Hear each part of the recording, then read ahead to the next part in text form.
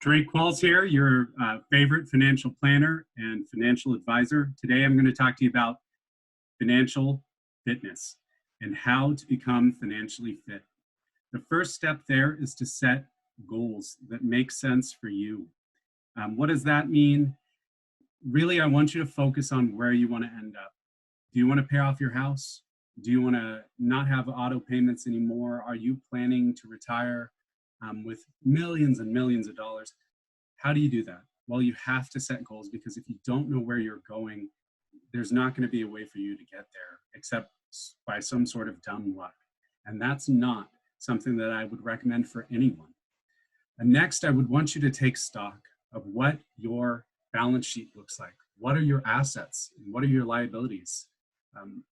And moreover, what's your income and expenses look like? Are you paying a lot on subscriptions to things that you don't need? Are you maximizing where you're spending your dollars in terms of your debt payments? What do I mean there? Well, your home mortgage should be about 28% of your gross income. Your auto payment should be about 10%. And that means that if you have two auto payments, they still shouldn't exceed 10%.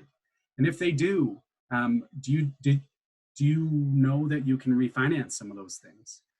It doesn't always make sense, but I will tell you that rates are incredibly low right now. In fact, home mortgage rates are very low. Refinancing a car or a student loan payment is very easy. It's free to do. You can do it online, and there's no reason in the world to do it if you could get a lower rate. Because all of those dollars that you could save, you can use elsewhere, right? Everything can be pegged towards its best and highest use. Then I would want you to make sure you're looking at your insurance. What do I mean by that? There's two main areas I'd have you focus on. The first one is home and auto insurance. A lot of people and many clients that I've worked with found that they were paying too much for too little coverage. And that is particularly the case if you work with a national carrier. So I recommend reaching out to someone on my team or looking for an insurance broker to see if you can get an insurance policy that's better suited to your needs. Life insurance. If you're paying for life insurance through work, you're probably paying a lot for little. So just like with auto and home, make sure that you're looking into life insurance, because you might find that if you had your own, even if it's a term policy, your own term and policy outside of work, and that it could be more cost effective and provide you with more coverage, which is important for you and your family. That brings me to just generally making sure you're protecting the legacy that you're building. How do you do that? Well, some of it's insurance, and the rest of it is really about doing estate planning. Do you have a will? Do you have a power of attorney? Do you have healthcare and a financial power of attorneys? Well, you should. You should have all of those things. And moreover, really basic, make sure you have beneficiaries listed on your retirement accounts. I got to tell you, I spend a lot of time making sure that these cornerstones of financial fitness are in place for all of my clients, because it's incredibly important when things change.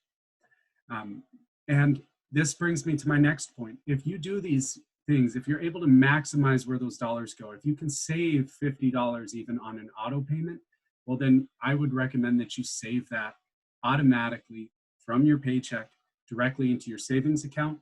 And what are you trying to peg for a savings account? It should be about 3 to 6 months of your expenses.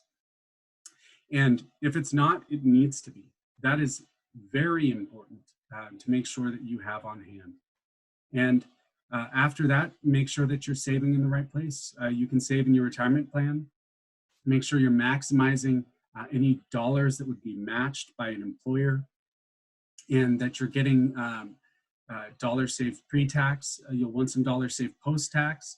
And how to invest them and where to invest them is an entire profession, trust me. So main point there is make sure you understand what the costs are, make sure you understand how you're invested, that those investments tie out to what your goals are and who you are and your age and your goals and all of that. It should all just come together and make perfect sense to you. And if it doesn't, seek that understanding. And be sure to reach out to someone here at Henry+Horne if you have any questions, if you need any help. Our expertise is very much in financial fitness, right? That's our passion and what we do every day.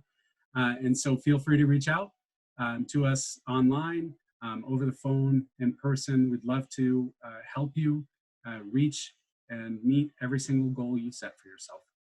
Thank you so much, and have a good rest of your day.